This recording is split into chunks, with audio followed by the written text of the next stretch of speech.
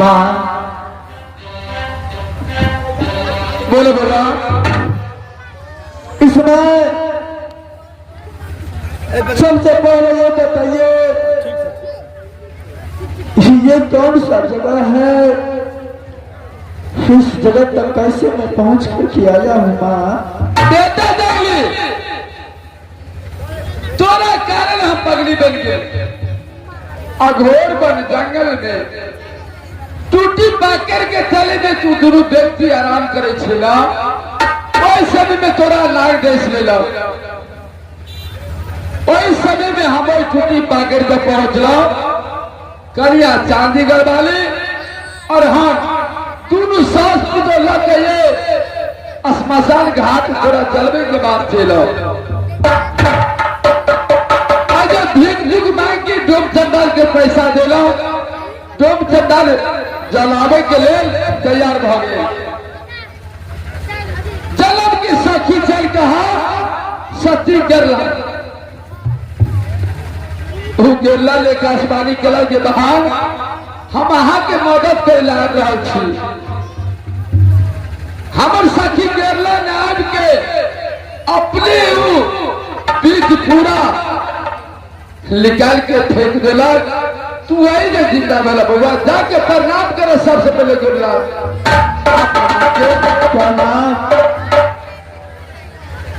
मेरे सखी माँ ने आकर के आज ये काशी घाट में मेरा प्राण बचाया है माँ। हाँ बउआ जाके प्रणाम करो इस समय ये वो समय अपने सखी माँ को प्रणाम करूंगा माँ। हम तो हर बाप के छेले की धर्म के माँ जाके प्रणाम करो ये बंदा जोड़ा ये बंदी मैया गो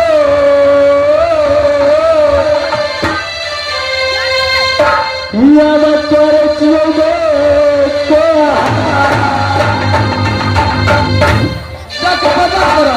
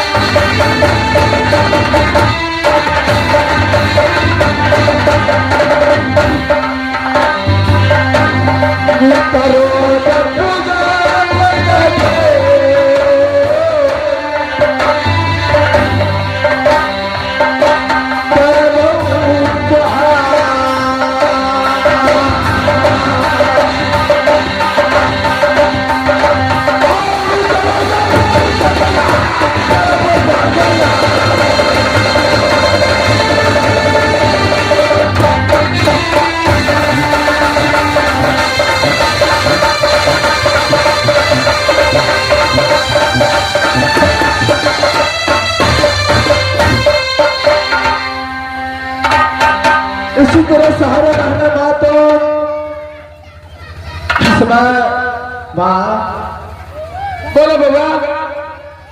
मैंने अपनी सच्ची बात को तो कर जोड़ करके प्रणाम किया हूँ ना माँ। फिर नित्य रोज मैं इस माँ की पूजा करूंगा माँ। माँ इस समय सबसे पहले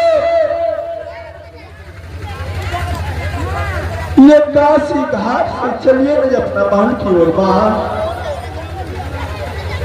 बाबा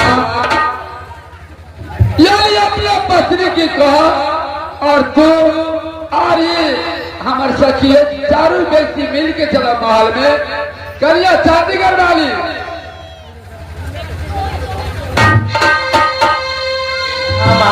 अपने करिए बाबा के अपना महल चले जा अपने चलू चलो स्वामी हाँ पापी बहन इस समय चलिए अपना महल की ओर सते। चलो स्वामी ठीक है चलिए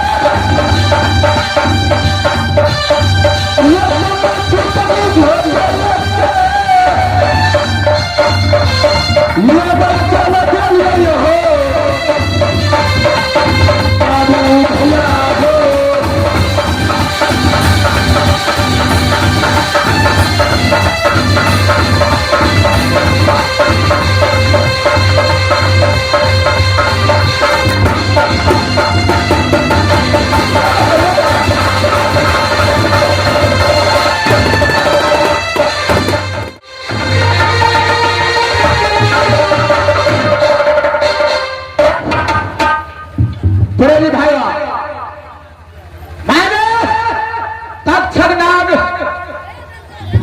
राज करवाया चांगली बादशाह का। अब यहां से मैं